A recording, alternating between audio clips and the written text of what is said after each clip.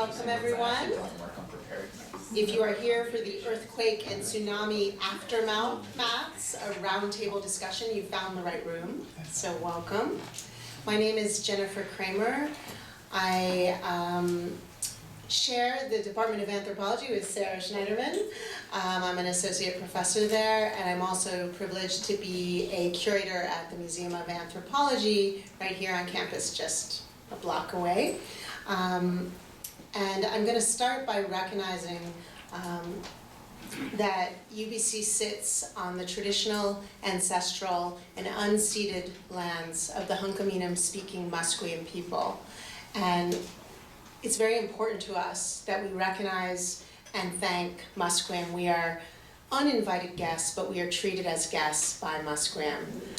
And so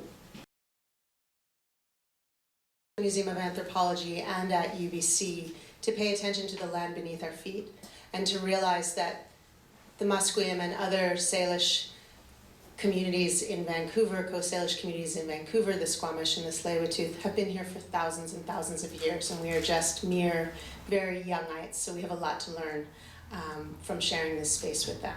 So we thank them for being such generous hosts.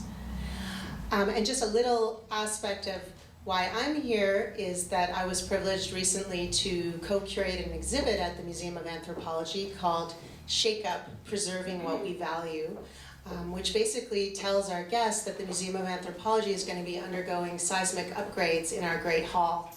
And we're going to be installing base isolation to protect the cultural heritage that we care for in the building, and as well, of course, to protect life, and also to protect the iconic building designed by Arthur Erickson. So if you get a chance, you're very welcome to, this exhibit should be up for quite a while, because it's probably the seismic upgrades will start just next year and will last for up to 2 years. But you're very welcome to go. There's an opening tonight if you're interested to go. The museum is open and free after 6 o'clock till 9. So welcome, and I will turn this over to Sara Shneiderman. Oh wait, I had one more thing, important thing to say, which is that coming very soon to the Museum of Anthropology, our curator Fayubi Nakamura is going to be doing an exhibit called A Future from Memory, Art and Life After the Great East Japan Earthquake, and that will be going up at MOA in November 2020. So please come to that as well. Great. Well, thank you, Jennifer, and thanks to everyone for being here this evening. It's always a great relief when you've organized something and people actually turn up, so thank you. It has been a very interesting voyage over the last couple of years, getting to know many people in this room and bringing people into conversation. I, like Jennifer, am an anthropologist. I teach here in anthropology as well as in the School of Public Policy and Global Affairs. I have worked in Nepal for over 20 years, and so when the 2015 earthquakes hit Nepal, I very quickly became interested in earthquakes and their aftermaths through the lived experience of community members with whom I had been very close for a long time, predating that disaster experience. And that led me onto the pathway that we're here together today to learn more about disaster aftermaths, how they've been experienced in different parts of the world, and also what, as anthropologists and knowledge producers, those in our field might do to share our knowledge with other kinds of experts, notably planners, engineers, geologists, and others who are involved in disaster preparedness efforts. That experience then led me into a collaborative social science and humanities research council grant about post-earthquake reconstruction in Nepal with many colleagues here, including Catherine Hacker, who's here tonight, from art history and visual arts at UBC, as well as other UBC colleagues and others beyond. And through that experience, I also came into conversation with our panelists here this evening. It Also is our luck that the American Anthropological Association and Canadian Association of Anthropology Conference is here in Vancouver this week, because that has brought our speakers together here this evening. So we're fortunate to benefit from that, to have a public conversation like this here. At the same time as I was coming to understand the experiences that community members were going through in Nepal after the large earthquakes there, I was also involved here in a series of discussions as a parent in my daughter's elementary school, which was slated for seismic upgrade. It turned out to be determined as a process of seismic replacement, which we're now going through. So my daughter and many other children are in temporary portable accommodation this year, while Bayview Elementary School is beginning to go through that process.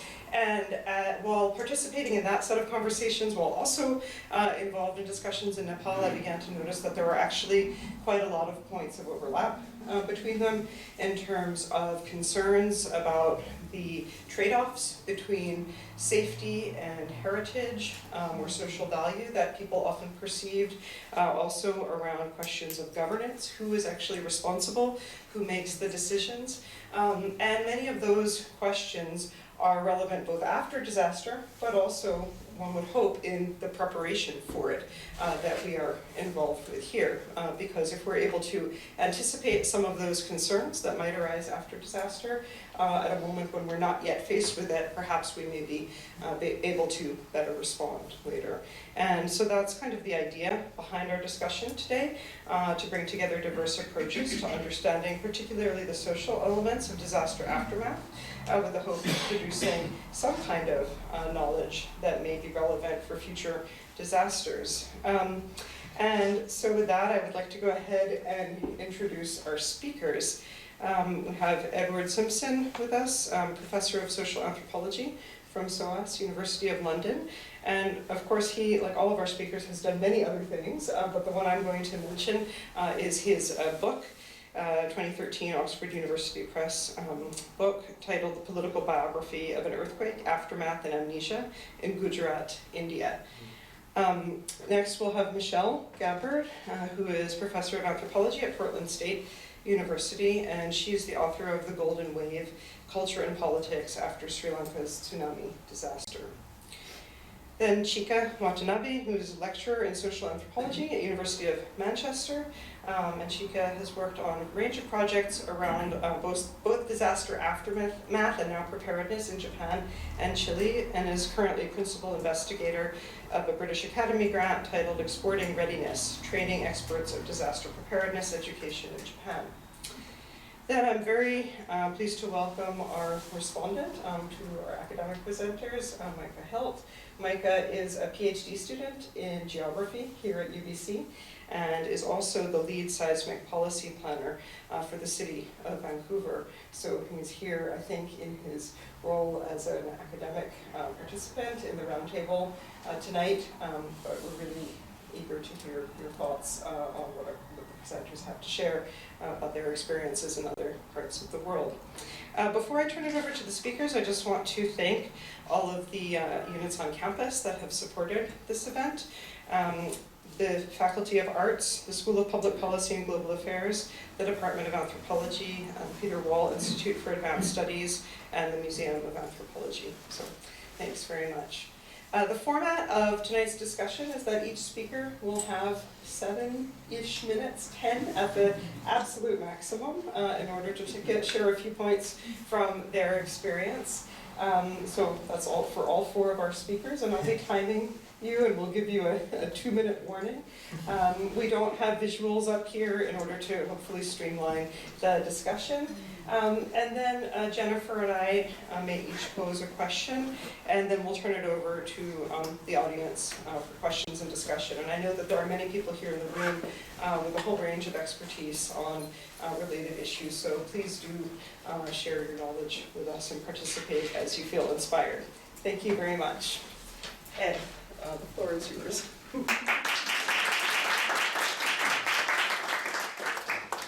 I'd like to thank you, Jennifer, Sarah for inviting me, and I'd like to thank Jennifer for the tour that we've just had of the museum, which has changed what I was going to say. So this is rather improvised. So I have worked in Gujarat, which is in Western India. If you imagine India to be diamond shaped, we're in the west corner, close to the border with Pakistan. And there was an earthquake there in 2001, which left the place in a it collapsed in rather unpleasant ways. Around 13,000 people died. There was really a high level of disruption. Nothing was normal.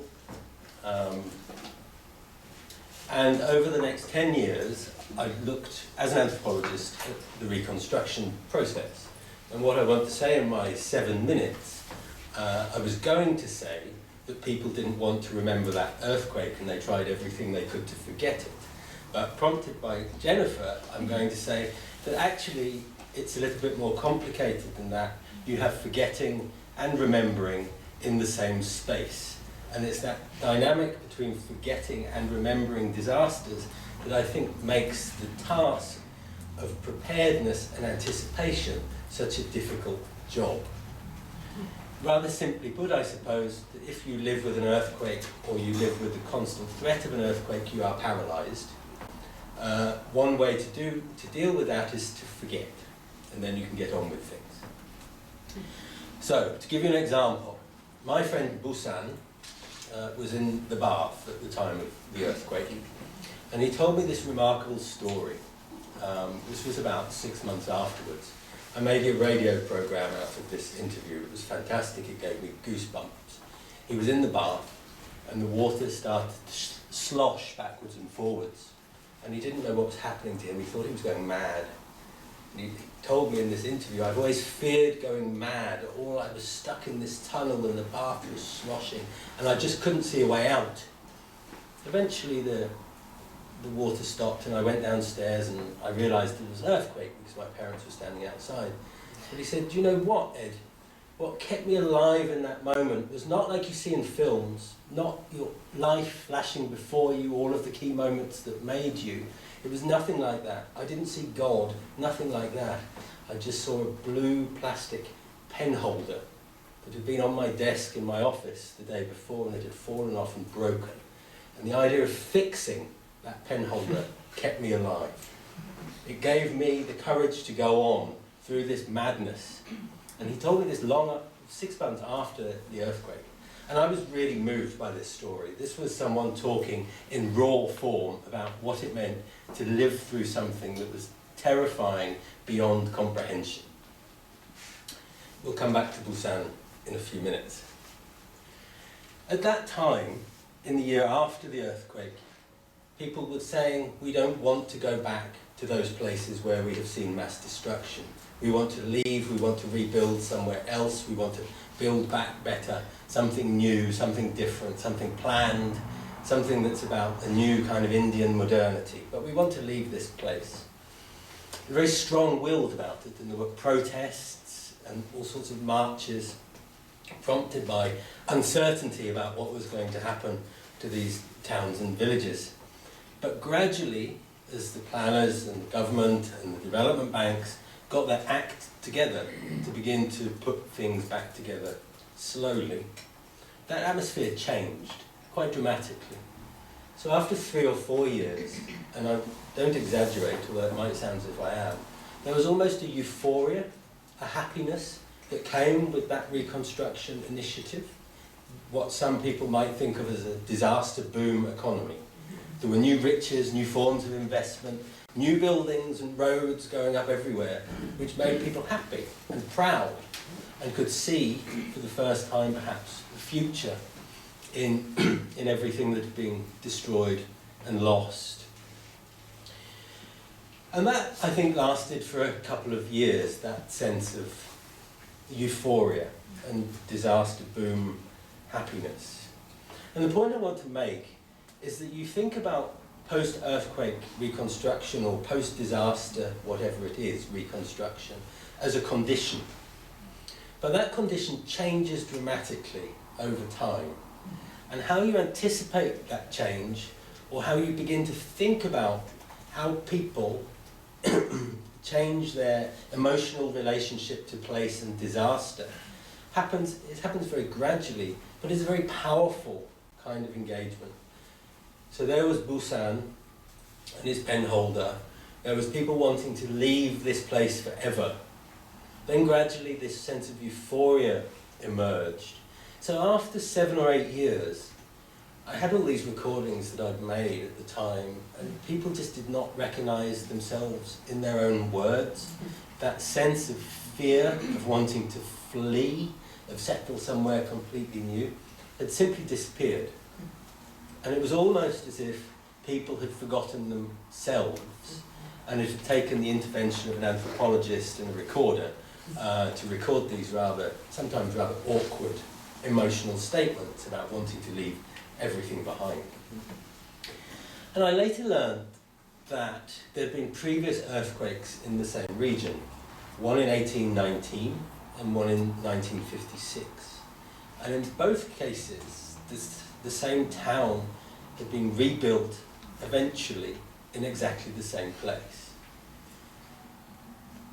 So, it's quite common to rebuild things after disasters, but to have the same place fall down 3 times in 200 years, often in quite terrible circumstances.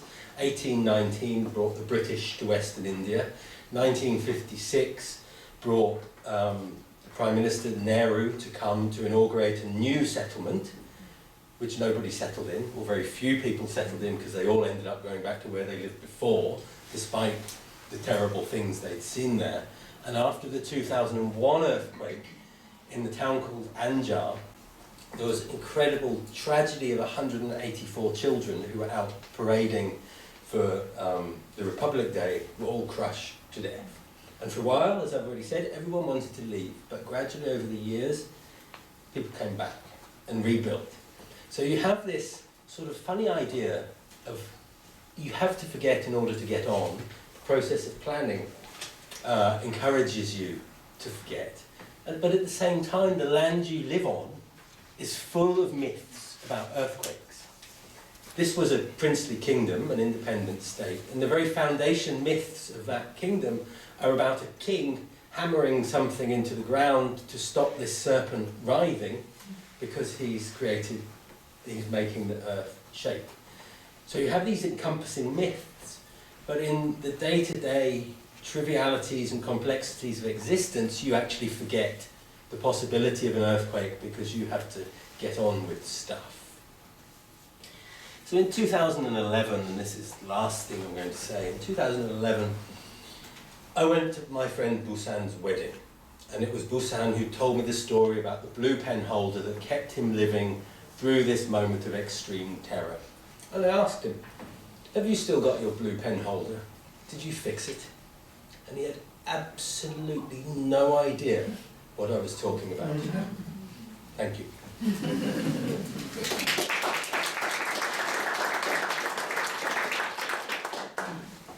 Thank you, Ed. We'll turn to you, Michelle. All right. Can you hear me okay in the back? All right. Thank you all for being here this evening, and I appreciate the invitation to join this panel. I appreciate the invitation to join the panel and speak a little bit about my research, which takes us a little bit further south in South Asia to the island of Sri Lanka, which 15 years ago, the day after Christmas, was hit by the Indian Ocean tsunami, which was caused by a massive subduction zone earthquake off the coast of Indonesia and spawned enormous waves that affected the coastlines of 13 Indian Ocean countries. So worldwide, the tsunami killed 225,000 people in Indonesia, Thailand, Sri Lanka, and India predominantly, but in other countries as well.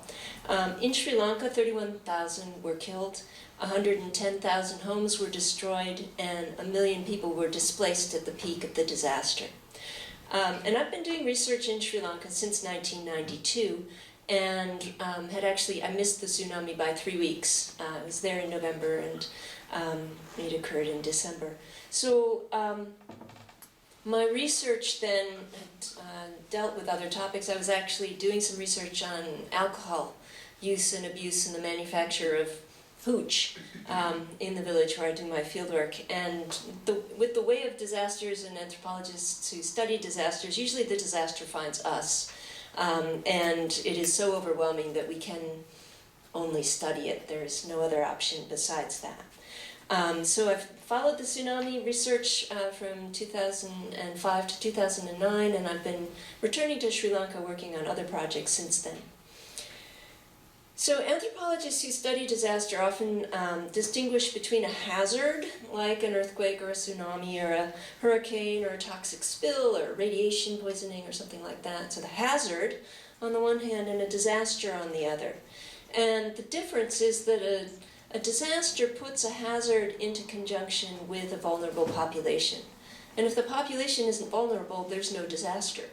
So if there's an earthquake, for example, in Tokyo, and the buildings are so well built that nothing falls down, it's not really a disaster. It's a hazard for sure, but it's not a disaster. Whereas a much smaller earthquake, for example, in Haiti, might destroy more buildings and harm more people because the people are vulnerable. So this concept of vulnerability then is very much context dependent. And in Sri Lanka, before the tsunami, nobody knew what a tsunami was. And so that ignorance in itself was a form of vulnerability. People didn't know what to do when the water receded. They were like, wow, cool, I've never seen that coral before. And there's a fish that's stranded. Wow, let's go see. And so lots of people actually walked out onto the sea floor that had not been exposed in living memory. And when all that water goes away, you know it's going to come back, and often at speed. And so many people were made even more vulnerable because they had gone out into the sea floor and then were not able to get back soon enough when the waves came back in. So ignorance is a very big form of vulnerability. Another issue was that it was the day after Christmas and all of the government ministries were closed. And the calls that were coming in from other places around the world saying, look, there was a really big megathrust earthquake, maybe you might be in the way of a tsunami. Nobody was answering the phone. So that's another form of vulnerability. Warning. Lots of people were living by the beach, very close to the beach. And many people in Sri Lanka, especially women, don't know how to swim. Even people who live by the beach. The fishermen often swim, but others don't. And that's another form of vulnerability. And for the women, it's a gendered thing that you can't be naked and wearing scanty clothes. So vulnerability then is an issue that puts people into harm's way. And oftentimes, people who are poor or marginal in other ways become more vulnerable during a disaster. They're harmed worse, and it takes longer to recover. After the tsunami, a lot of other social vulnerabilities came into view, and in particular ethnic relationships that had been sour for decades and were sour during the tsunami, and because they were bad, this tsunami relief and recovery kind of went sideways, and because the ethnic relations got exacerbated, and this sort of turmoil from the tsunami bled into turmoil from political incidents, and it all turned into a terrible mess. So when the tsunami struck Sri Lanka, they were in the midst of a ceasefire between Elam War 3 and 4. There's so many of them that we number them. And the dispute over how the tsunami relief aid would be governed, whether it would be distributed by centrally by the government or distributed through the Tamil Tigers, the Liberation Tigers of Tamil Elam, the separatist group who wanted to distribute aid in their territories. That became a very big issue that exacerbated political tensions, led to the disintegration of the ceasefire, and eventually,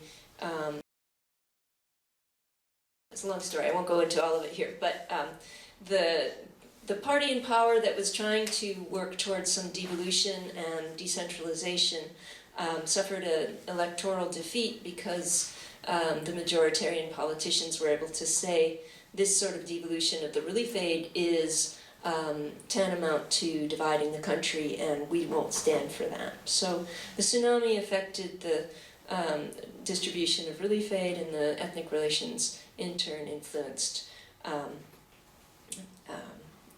influenced how all of that played out. So, in the aftermath of the Indian Ocean Sri Lanka tsunami in Sri Lanka, there weren't any epidemics. Nobody starved to death. Contrary to many other disasters, the relief actually arrived. The aid arrived. New houses were built. New bridges were built. New fishing boats with motors arrived with buoy markers for nets and things. So. New schools, new roads, the relief unfolded actually quite well.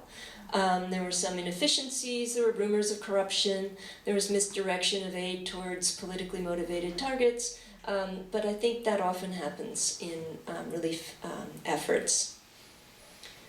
There were also some changes in policy midway through the tsunami relief.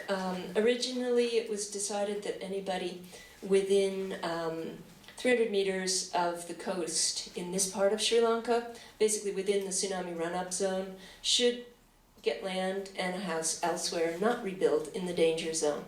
But it was difficult to find land elsewhere that anybody wanted to live on. There was land, and it's like, there's a reason nobody's living there.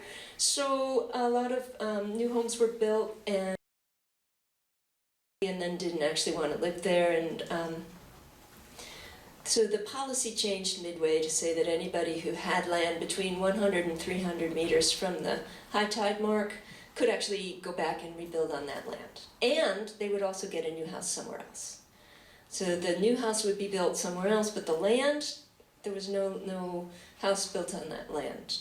And so the result of that was a massive transfer of property where people suddenly had land that didn't have a house on it that they couldn't actually go back to, and many people were still very much remembering the waves and not necessarily wanting to live that close to the ocean. And so a lot of fisher people and people who'd lived on that land for generations ended up selling to tourist hotels and rich people who wanted to live by the beach. So I would say that in retrospect, in Sri Lanka, people are now very... Kids learn about them in school. There are signs saying how to get out of the tsunami zone, directing people to higher ground. There are warnings that people have. There are sirens. There are cell phone apps.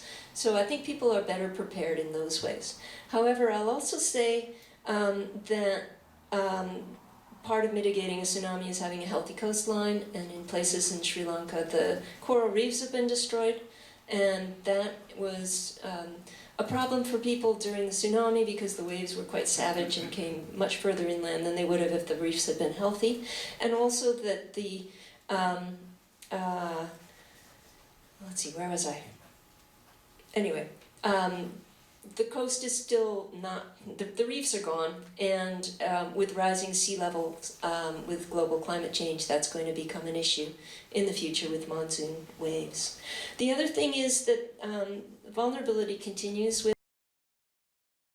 inequalities, and really the best mitigation, if we're thinking about disasters, is the combination of a hazard with a vulnerable population. The best mitigation is to work for social justice and to decrease inequalities and to have a more inclusive form of government and a more just social sphere. It's preventative for vulnerability during a hazard, and it also improves people's lives in the present. Thank you.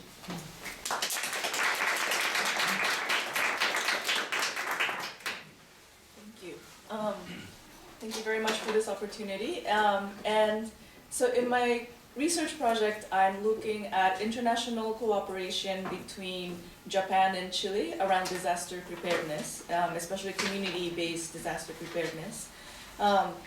And today I wanted to maybe pose 3 questions that have come out from my current research, still ongoing, so there's a lot of things that I don't know.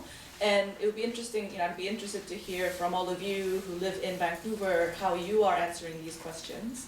The first question is, what's the relationship between memorializing disasters and preparing for disasters? So in Japan, there are quite a few museums about disaster preparedness, and there's one disaster memorialization museum in Kobe, which was hit by the 1995 earthquake. earthquake, sorry. And when you visit, there's a lot of stories of local people who have experienced the earthquake. There's a lot of items that they carried with them, memos from evacuation centers, what life was like, but everything is geared towards the message of preparedness and lessons learned. And as you might know, the Japanese government is very much invested in preparedness, so there's a lot of standardized, codified lessons learned that get transmitted. But when you visit, there's volunteer storytellers, and these are people who lived through the Kobe earthquake, and they just tell you their experience of what that was like. And disaster scholars in Japan have talked about how sometimes there's a mismatch between the memories that they talk about and the lessons learned. And the one time I went this past summer with my Chilean collaborator, this man started telling us about insects and animals can detect earthquakes before they happen. And so that's the lesson that he wanted, or the memory that he had of the earthquake that he wanted to convey. And I won't go into detail, but clearly that's not something that the Japanese government pushes or puts it in its standardized knowledge form. But then I started thinking about but why not? Right? Why not take those stories seriously as well as part of the resources that we have about being prepared? So there's something. Not all memories have to become preparedness lessons. And how to balance that, I think.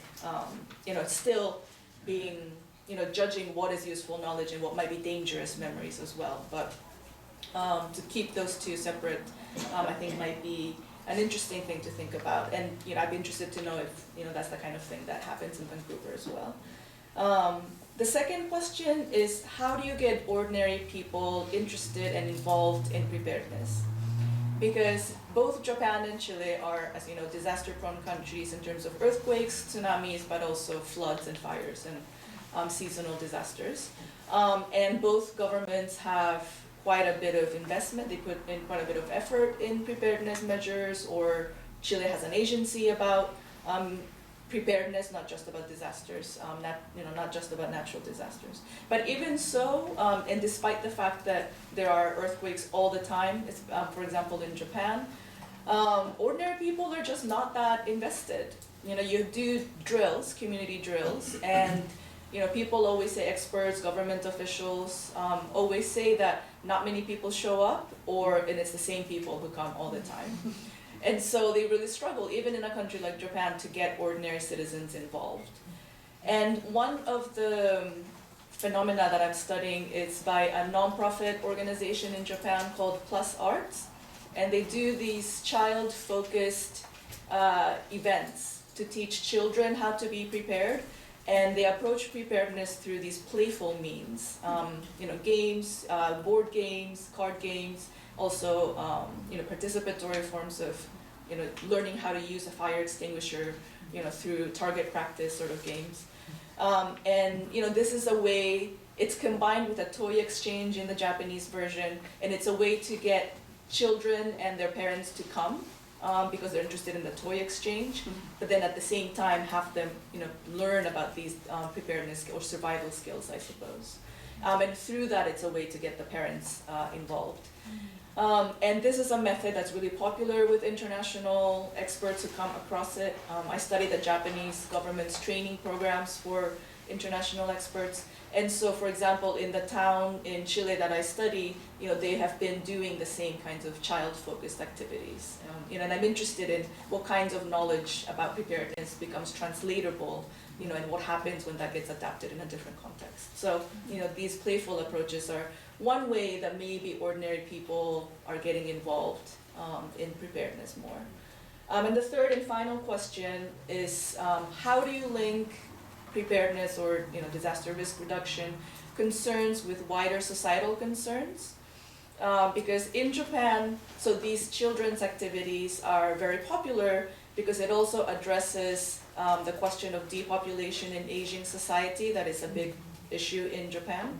And so having these activities, in summer festivals, for example, brings older citizens who become the volunteers in the activities with the children who come to the game. And so city officials and community members are, want to do this event because it's not just for disasters, but it addresses a wider problem of depopulation and alienation as well in cities.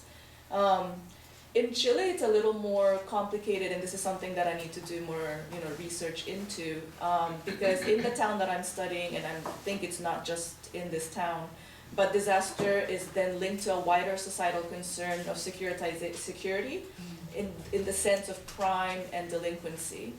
And in the town that I've been doing research, the disaster risk reduction department was subsumed under a bigger security department of security, which, and the main conversation in those meetings are about crime.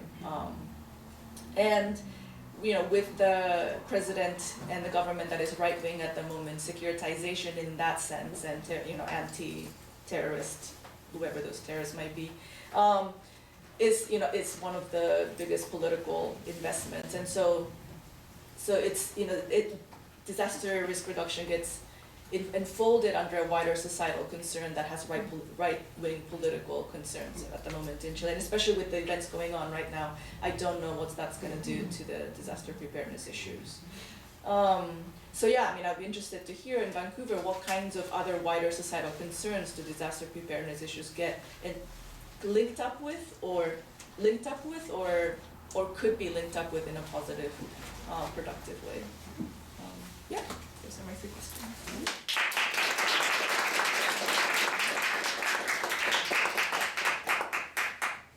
Thank you, and thanks everybody for sticking to time. That makes it possible to have a really fruitful conversation, I hope.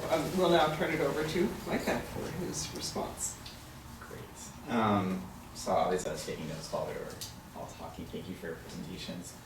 I think that, just to kind of go in the order that was presenting, I heard about sort of forms of forgetting and remembering, which really made me think about, relating it over to my own work, which is on disaster risk reduction, building policies to reduce the risk in our buildings in Vancouver, which is what I work on. I don't work on preparedness, and I don't work on recovery planning or anything like that, so just kind of taking it within that lens. Thinking about forgetting and remembering, knowing and ignoring. Like, we have a sort of similar kind of mental process here of like knowing and having this sort of culturally embedded understanding of earthquakes, but then finding a way to kind of move that understanding down the priority chain until it kind of vanishes. And you also talked about the euphoria, disaster boom economy, and the fleeing that occurred after. And that's really why this work that we're doing to reduce risk is so important, because even in the euphoria, the better sort of side of that story, who is left behind is a big question, which actually kind of connects better to kind of change the structure to Chika's work. Thinking about your question about links to larger societal issues, a lot of our societal issues take place inside of, and actually more to the point outside, just outside of buildings. Homelessness, opioid crisis, lack of affordability in our units. And we also understand that those units that are most at risk from an earthquake are those that house our most vulnerable population. Our social housing is actually more expensive per unit than a lot of our sort of very historic, older, unreinforced masonry, older brick building, or older wood building housing. So a lot of my work, the primary focus of it is how do we build those connections into the policy making? How do we think about this from a resilience perspective? Resilience being sort of in the urban resilience kind of framework, the 100RC kind of way, 100 Resilient Cities program, sort of thinking where how do we take in multiple stressors? How do we look for multiple benefits? So thinking within that frame, how can we build that into our seismic policy building process? And that links for me to disasters as an exacerbating force. One of the things that we talk a lot about is the earthquake is inevitable, disasters are not. So I really liked how you sort of parsed out the difference between hazard and vulnerability, and then also as an extension of that disaster. So one of our primary efforts, leading into our work on risk reduction, has been to understand our vulnerability and understand it in a really specific way. What is driving that vulnerability? and not just from a build perspective, knowing, single-story concrete buildings are worse before 1975 than wood frame buildings are, or whatever. But what are the sort of spatial and sort of societal overlays or connections that occur between various social conditions, kind of going back to what you were talking about, the societal issues, and really knowing that vulnerability so that we can make the best decisions when it comes to policy, or at least decisions that move in the right direction in a number of different ways. What else? I have a note-taking system that's not really working for me right now, so I don't know what's important and what was just to remember. On the forms of knowing and ignoring, the quote from Jennifer earlier today, "Be prepared, not scared," the Joanna Wagstaff. Yeah. But like that's terrified beyond imagination was what I wrote down, and I think that's a big, kind of go back to the beginning of what I said. That's a big problem that we have, and I like this idea of be prepared, not scared, and that kind of leads into something I think that crosses between all of the speakers, which is that we need to be very good, we meaning government, needs to be really good at telling the right stories, and actually using stories and thinking about different forms of knowledge. We heard about some of those forms of knowledge today at MoMA, different ways of understanding, different embodiments, different investments, different sort of embeddedness of different types of knowledge. How do we use that type of thinking to craft better messages? Because it clearly isn't enough to say that there is a problem. We need to figure out ways of incorporating solutions into that storytelling and incorporate different types of societal concerns and try to be attuned to the types of ignoring and forgetting and remembering that are sort of possible in this particular space. That's all I got. All right. 5 minutes. Wow. Okay.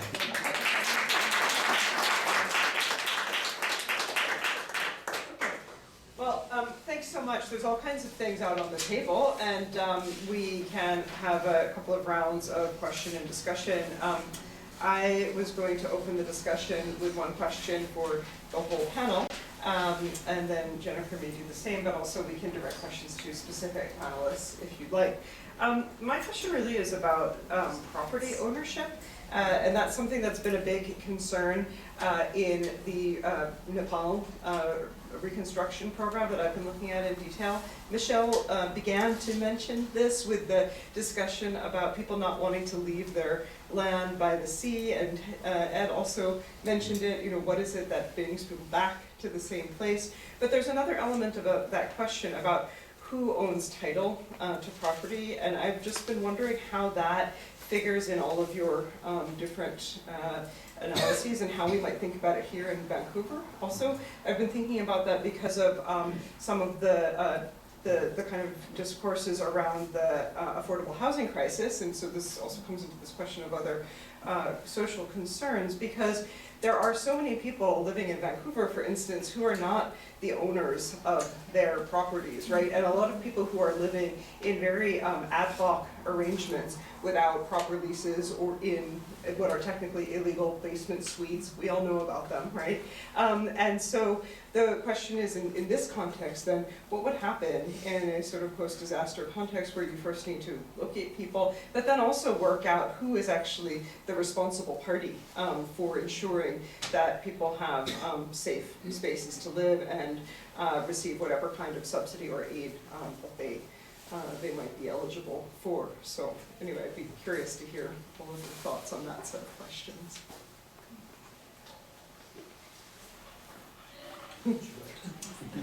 Sure.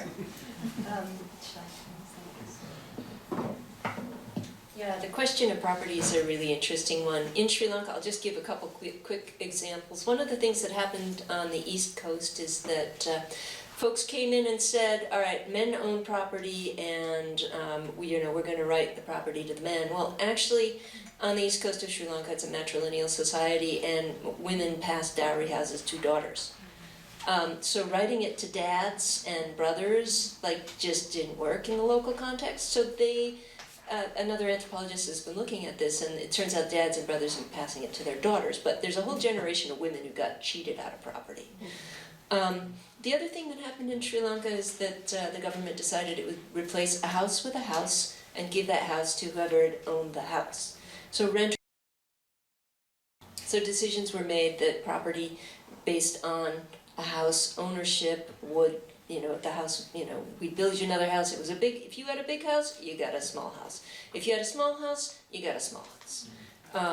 And I can understand if you're trying to administer this, that perhaps comes across as fair, but renters didn't get anything, and big sort of extended families living in a large house still ended up with one tiny house that not everybody could live in.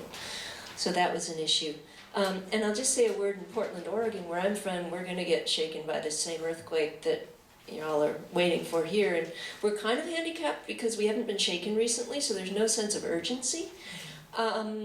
But the city is trying to do some planning, and one of the issues that we're trying to do is figure out how to communicate with various communities in the city after the disaster, especially people who are traditionally underserved by government. And one of the issues that we're really thinking about is the undocumented migrants in our city and how to reach them, what languages to use, and then also how to make sure they know that they can come places for aid, especially in Trump's America, it's very difficult for people to feel that they have access if they don't have documentation. And one of the issues that we're especially interested in is unclaimed dead, and how people claim folks who maybe are without documentation, especially if they themselves are without documentation. So those are some of the issues that we're talking about.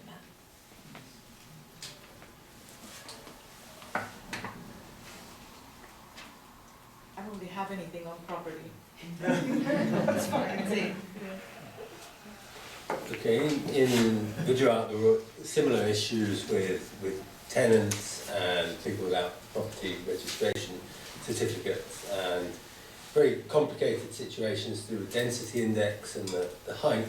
But I think one of the overall more interesting things was what the World Bank and the Asian Development Bank tried to do through property regimes, taking the moment of the earthquake as an opportunity to intervene in the financial sector to draw people in to the regulated banking market by insisting on bank accounts for stage payments for property reconstruction, and also insisting on private insurance policies for reconstruction, which I don't think was an incredible success, but the idea of it was to transfer responsibility for future disasters from the public to the private sector, which is a massive form of engineering, and depending on what you think of that, it's either a wonderful way of integrating people into an economy or paving the way for different forms of capitalist exploitation.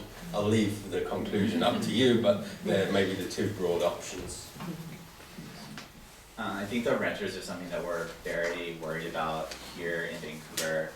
We're not just worried about them in terms of what will happen after a disaster, but we're worried about them in terms of what would happen from any potential interventions. So I think from the preventing the sort of things that we've heard about from happening in Vancouver, that's the sort of focus of the mitigation work, is to reduce the risk and reduce the likelihood of losing those units, particularly those that are in those older buildings that are much more precarious, and that's where you're going to find illegal units and things like that. But we don't want to do that in such a way that causes the exact same thing. So it's really thinking about those particular properties in a really intense way. We have a housing planning group that's really focused on that, on protecting those units in general, and improving the quality of those, improving the longevity of those units. So thinking with them is a big part of what we're doing, to consider how we can construct policy that will get to the objective of protecting it, but still protect the folks that are in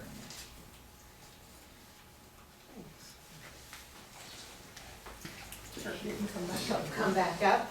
I have so many questions, actually. They're kind of all running through my head, but I guess wearing my museum anthropologist cap, so a little bit specific from my cultural anthropologist friends.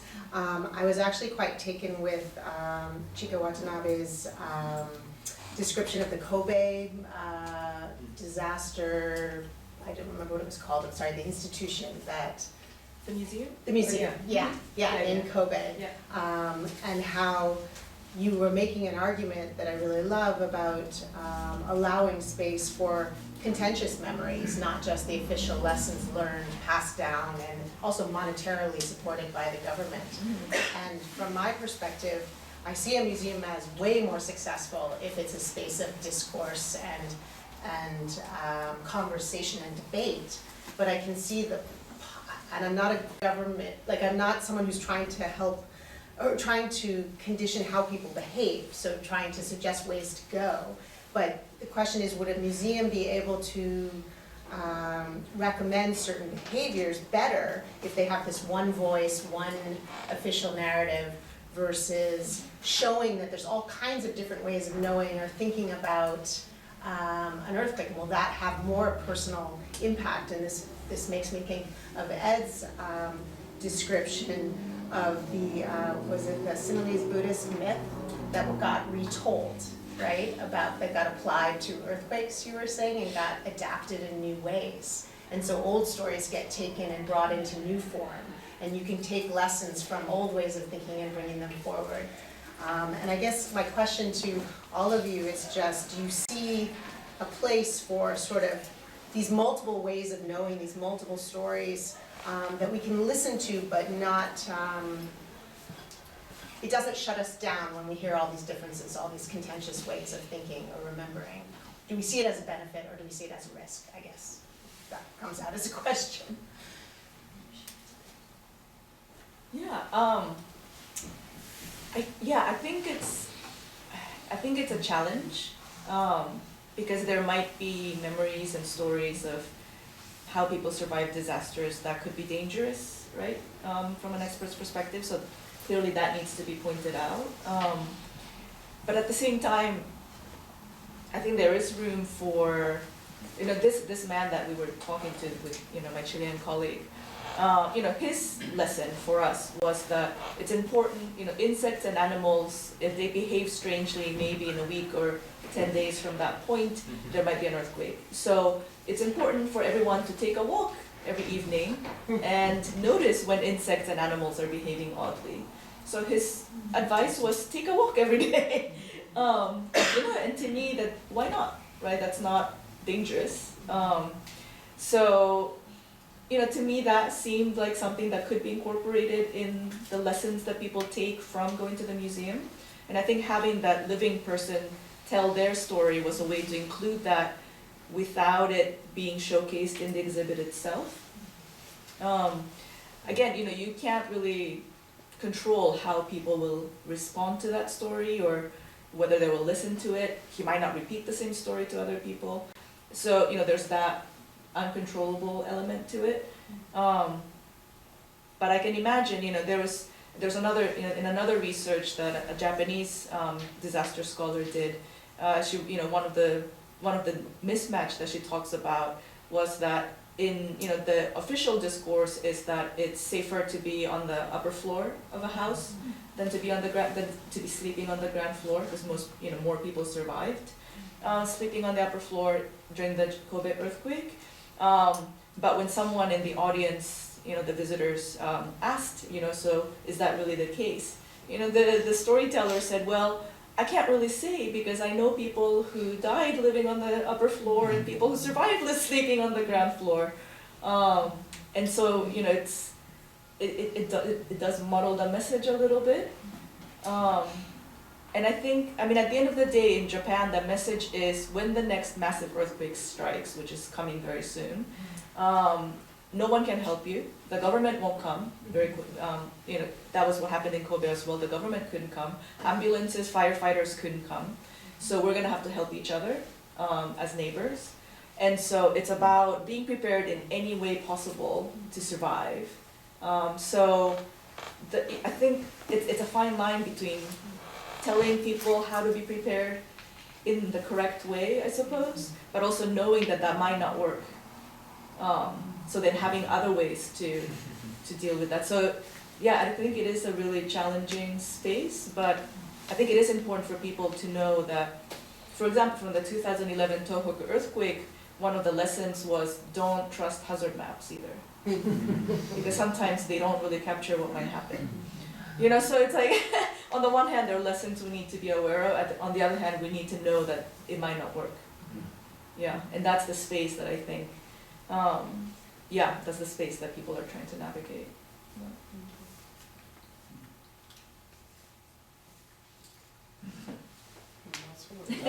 I'll have a go.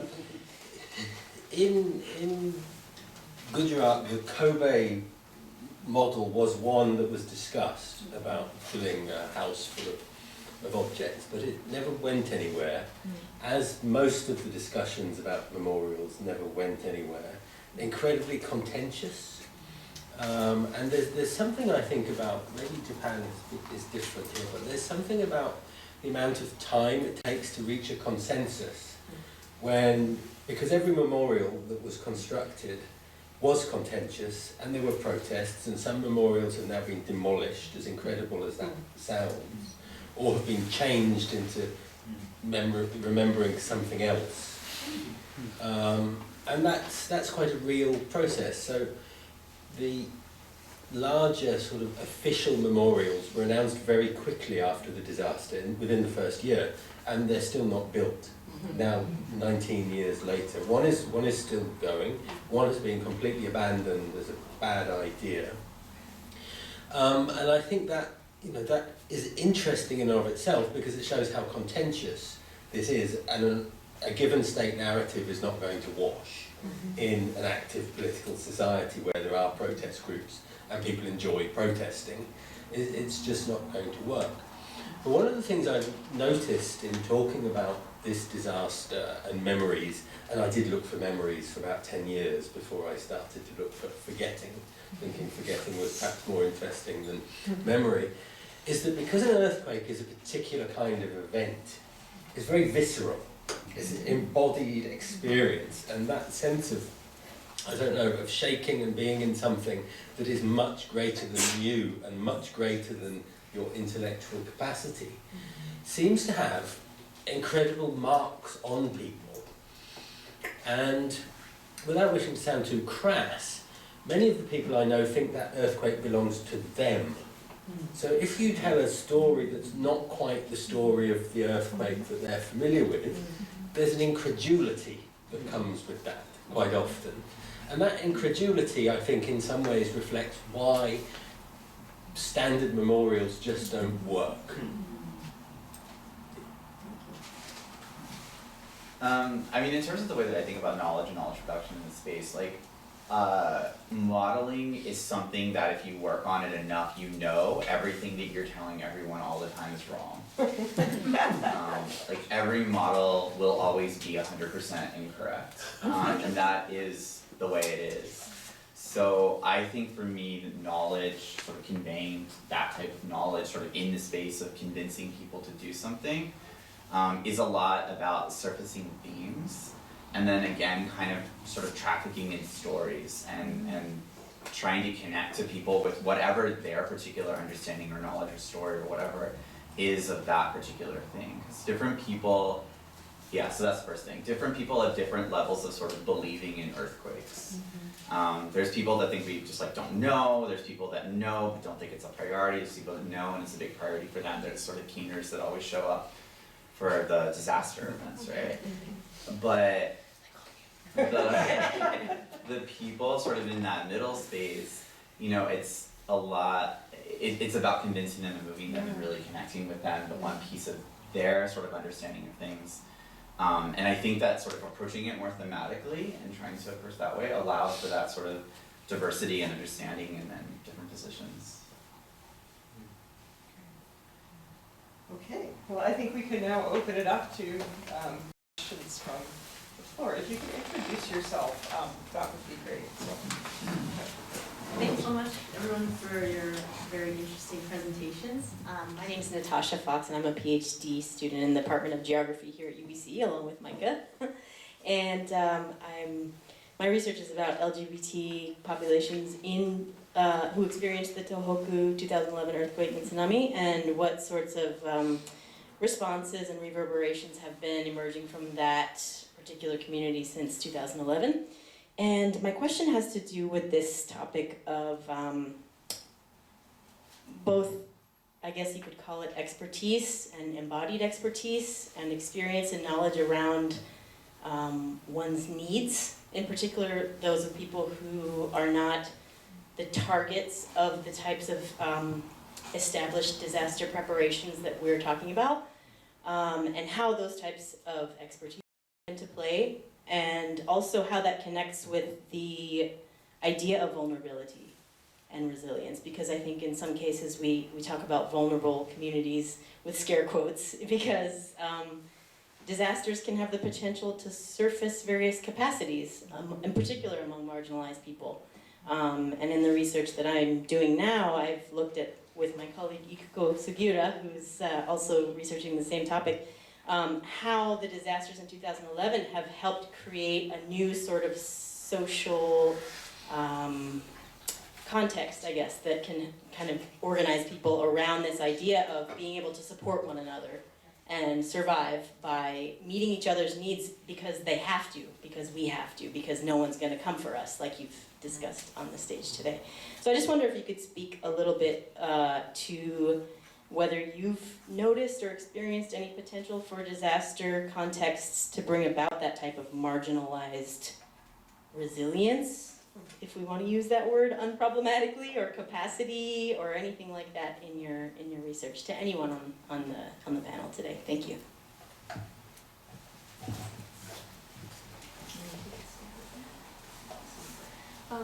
So one of the things that I think happens in the aftermath of every big disaster is all the usual social rules go out the window.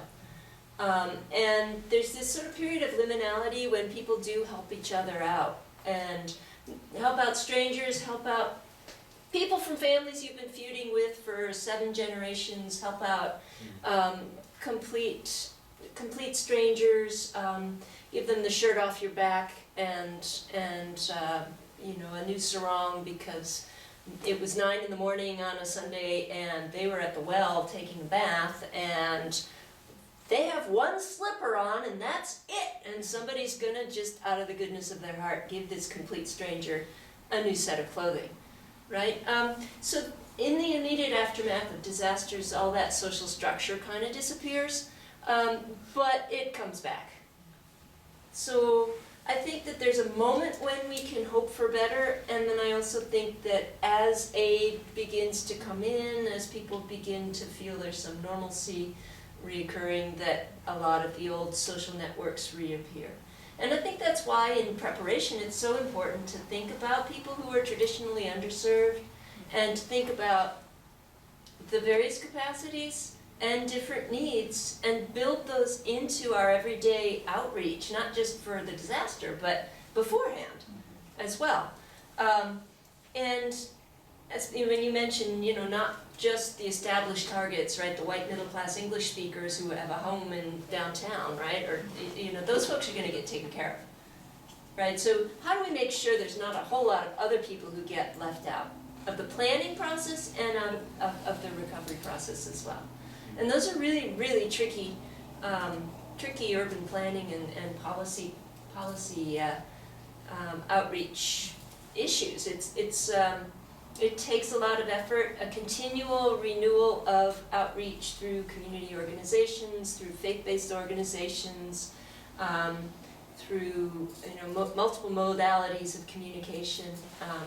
It takes a lot of effort, but it's certainly worth it because it's making everybody's lives better in the present, not just in, who knows when this earthquake's going to happen, and most of us might be dead and gone by then, but if we're starting to lay some good groundwork now, hopefully we're making lots of people's lives better in the present. Yeah, no, that sounds like a really fascinating project and really necessary because in Japan, as you probably know, but in Japan, the social justice angle is not there in the disaster preparedness thinking. Vulnerability is not something that people use as the the measure of how to be prepared. And so I was just having this conversation with disaster scholars in Japan. You know, in Kobe, in nearby Osaka, there's a lot of buraku areas, which are the untouchable groups in Japan, and they've been discriminated against in an invisible sort of way for many generations. And there is no government awareness of how to reach those groups when a disaster strikes. So, I mean, LGBT would be even more removed from their concerns or awareness. And I was thinking about this because for a while I wanted to look at single person households, because a lot of the disaster planning and policies is based around a particular image of the family. It's about families helping each other, and it's a nuclear family, mother, father, 2 children is the Japanese model, post-war model, maybe a grandparent or something. But in a city like even Osaka or Kobe or Tokyo, there's a lot of single people. And of course, a lot of elderly people are there's a lot of single person households. In the elderly, my grandmother, lived through the 95 Kobe earthquake. She's been, living alone, for many decades during that time period as well. And so a lot of the preparedness models don't quite work. For example, because being prepared takes a lot of effort. Stocking water, stocking food, you have to circulate it so that you don't get past, so you are aware of the expiration date, and to keep track of that and circulate that food around the household. My mom does it, but she's, she doesn't have she's a housewife. She spends a lot of time calculating when something's gonna expire and put it in the recipe for dinner, or but it's a lot of effort, and for single people who are working, for example, working age, you can't do that, and there's no alternative suggestion for how to deal with that. But anyway, so I think a lot of that needs to be, I think policymakers in a country like Japan, I think really need to think about it, but I think it's a larger issue of social justice being really difficult to implement in policies. In terms of marginalized resilience, I think but what would happen is that neighborhoods will have to help each other out. So it would have to be LGBT community, household that's LGBT next to a non-LGBT. Those neighborhoods will have to be able to help each other out. So I think that that's where the resilience will come as well. So it would have to be different forms within the LGBT community, but also with neighbors that are not in that community either, because you won't be able to get out of your neighborhood very easily if a big earthquake happens or tsunami happens. And there will be the chonaikai, or the town, what are they called? Community groups, the neighborhood associations. Those will be the places that have the stock for the emergency, and so you need to know who is the head of the neighborhood association to be able to have access to that, and that will have to happen beyond that marginalized community, I suppose. It's a great question, and I recognise much of what has already been said. In my experience in Western India, where social justice is not exactly number 1 on the priority list, the state probably used its reconstruction powers to enforce a particular normative idea of who the ideal citizen was, what religion they were, how they should live, where they should live in relation to where they went to work, what their street should be called, and used the Reconstruction Initiative to actively marginalise the marginalised.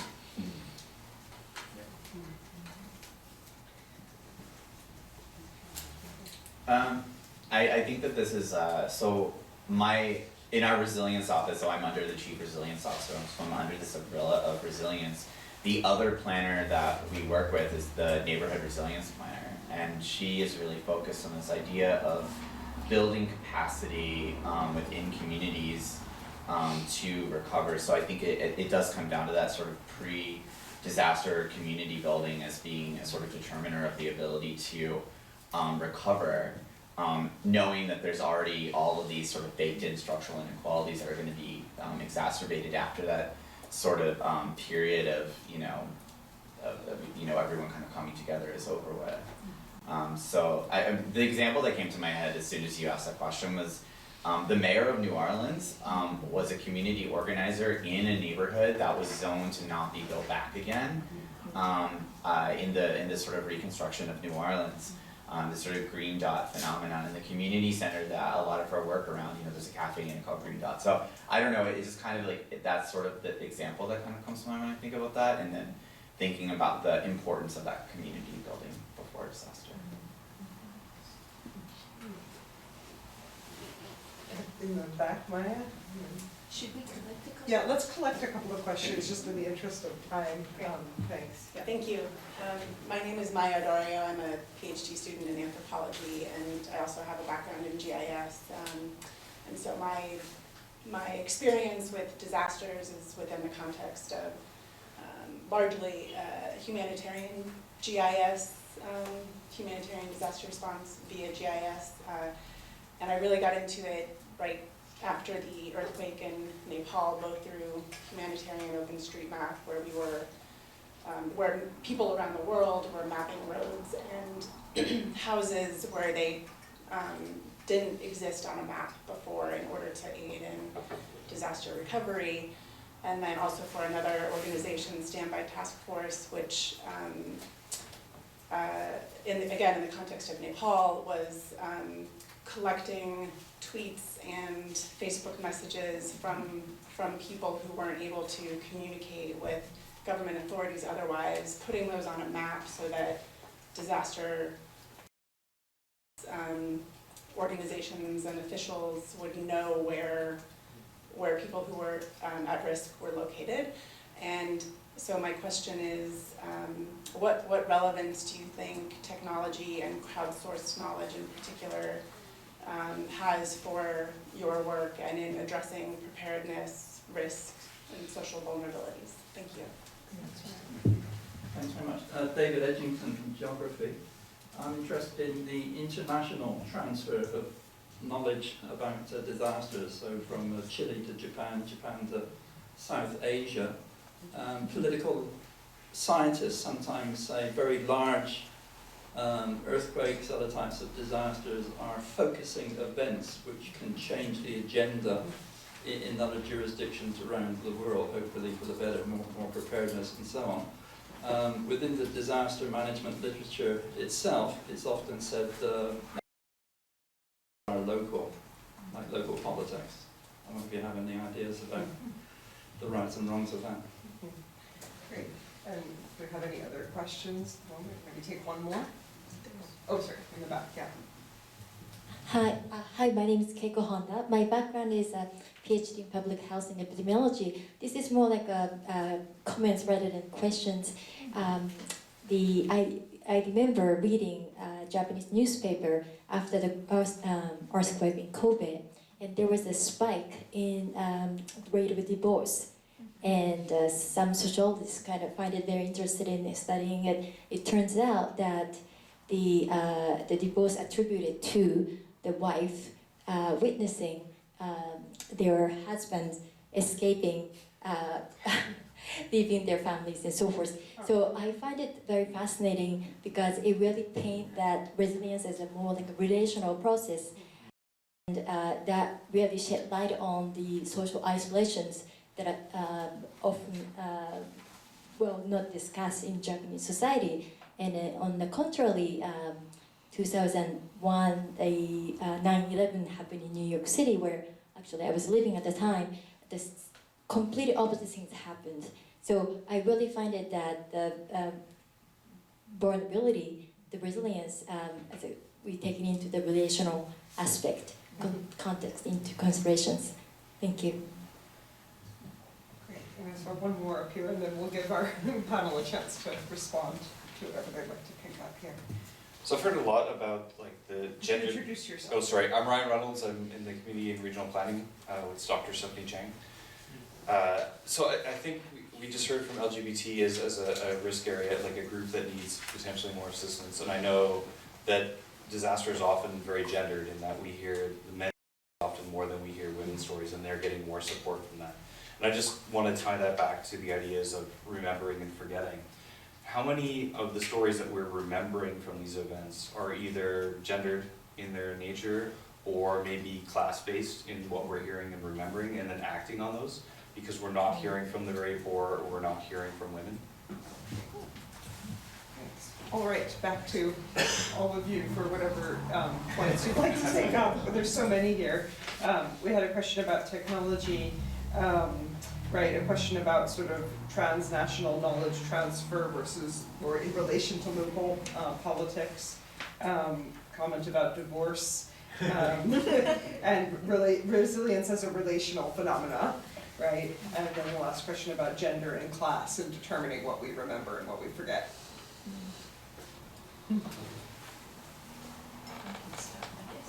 So, Maya, thank you for the question about crowdsourcing and technology and the ways that you know, there might be some ways to put new technologies to use to aid in the disaster relief and recovery. I'm thinking as an anthropologist and thinking about the misinformation that can somehow get spread really quickly in the aftermath of a disaster, especially a really big disaster where local and regional governments might have been incapacitated by the disaster itself. And that's a situation that we're planning for in Portland, Oregon, because we know we're going to be pretty thoroughly shaken. I think it's Sara Shneiderman who's written a book about post-disaster communication, and she says that communities tend to interpret what's going on with respect to the context in which they have always existed, right? Their own understanding of the way the world works, and they begin to interpret lack of communication, lack of information as we're getting neglected again, if that is their sort of understanding of their place in the social sphere. And then things can go really sideways very quickly for disaster relief recoveries because people are keynoting, you know, they're sort of, they're interpreting everything with the puke-tinted glasses. And so I think that is a place where people could help perhaps intervene with at least correcting misinformation so that people do know where stuff is available and how folks could be better reached. And I think also that building the connections ahead of time might be a good way to lessen some of the distrust. If there are people from the city, for example, who are reaching out to a community and there's at least one or two known faces that people are familiar with who say, all right, government in general is bad, but I know Regina at the Portland Bureau of Emergency Management and she's okay. Right? So there might be a way to begin to have some of those communications and technology to intervene to correct some of the misinformation, I think would be especially important. In terms of David's question about our disasters, global or local, I think there are a lot of capitalist forces that are more than happy to intervene in a disaster when they see the chaos as an opportunity for investment. And that sort of euphoria, the post-disaster euphoria of rebuilding is rife for introducing new schemes and new global understandings of money and banking and property as well. I think people are always going to interpret that in the local context, but I think there are larger forces at work. Yeah, with the GIS in Chile, there are, I know that there's a lot of techie people who are creating apps where people can access, can figure out what the best evacuation route would be for them, for a tsunami or for a flood or, you know, for all of those things. So I know that that's happening. That's all I know. I don't know anything about the background of it. But in Japan, not so. I mean, maybe, I think it is, but it's not something I've really come across that people use. But I think Chile is more smartphone app digital than I think Japan in many cases. You'd be surprised, Japan is not a very digital country. And David, with the international, that's interesting. I don't know this theory of focusing events, but I do agree. It becomes an opportunity for different policies to come through, or I don't know if it's a very direct causal thing. It might be just an opportunity. There might have been already an interest in pushing through a certain policy, or bilateral relationship, and it's just a disaster becomes a justification for it. In the case of Japan and Chile, they have had a very long-standing relationship around disaster, exchange of knowledge around earthquakes, engineers and that kind of thing, architects. But because earthquakes happen all the time, it's been an ongoing sort of. There's no one event; it's always a cyclical. It happens all the time. But yeah, that is definitely one way that the bilateral relationship has been, defined as about disaster preparedness. And yeah, Keiko-san's point about resilience being relational completely, and that's definitely the Japanese approach to resilience is about self-help and mutual help. And I think definitely that's there. And disaster. How many stories are gender and class-based? That's an interesting question. I don't know if anyone has done that research of breaking down what that looks like. It'd be interesting to look at the archives in it's called the DRI, the museum in Kobe, to see how many of those stories are about women, non-women, and how many are not. But definitely there was the man that I've been talking about that we met at the museum. He was telling us that at the time in Kobe there was no government scheme to help with rebuilding houses. So there was a divide in the rich and the poor. He told us. And also dividing people who had families who could help them and others who didn't have families to help them. So, but that's not something you would see on the exhibition panels. But to the museum's credit, they did hold quite a few workshops with ordinary citizens, and they've created reports around it where in the Q&A you see citizens raising their hands and being like, but you've forgotten about all the class inequalities, you talk about how we've recovered like a beautiful city, but you're forgetting that actually you built great infrastructure, but there's no life anymore, but it would be interesting to see how that gets translated into the preparedness strategy. I spent quite a lot of time thinking about the relationship between policy prepared in Manila or Washington and reconstruction in provincial towns in Western India, and to think what that relation actually was. And how that relationship was understood locally. And it's unquestionably the case that the World Bank was very influential in the overall design of the policy. But I think the lasting impression that I have, is that it was the state government that actually took most mileage from this disaster. It was the state government, buoyed by political will, that pushed a Indian nationalist agenda through the reconstruction process, and did that very successfully by harnessing funds made available from the World Bank and the Asian Development Bank, and through the conditions imposed by what 5 years ago you might have called a neoliberal regime, although that language is a bit antiquated now, through things like public-private partnerships. The state government was able to co-opt all sorts of religious organisations that had a very similar agenda to it into the reconstruction process. So I think there was a confluence of liberalisation of the state, which actually facilitated a nationalist, really grassroots nationalist agenda through those very mechanisms. And it's very interesting now to look back on that and to note that the current Prime Minister of India made his name by reconstructing Gujarat. That's what he did. That's where his fame and success comes from.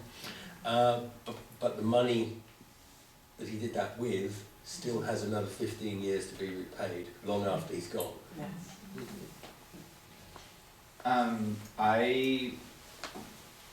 The earthquake preparedness strategy that gave rise to the position that I work under was a result of the emergency manager, the chief building official, and a few other political folks going to Christchurch and actually helping them with their response and recovery.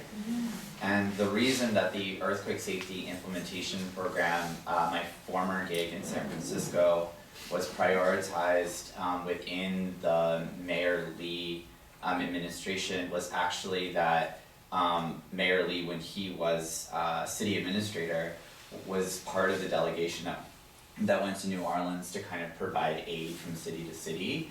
So those are two individual experiences that kind of show how the sort of experience that a particular person within the bureaucracy had ended up influencing the political motivations behind forming the policy. Now, whether that is to say that that idea of focusing events is true or not, I'm not exactly sure. But those are two direct experiences from both of my jobs.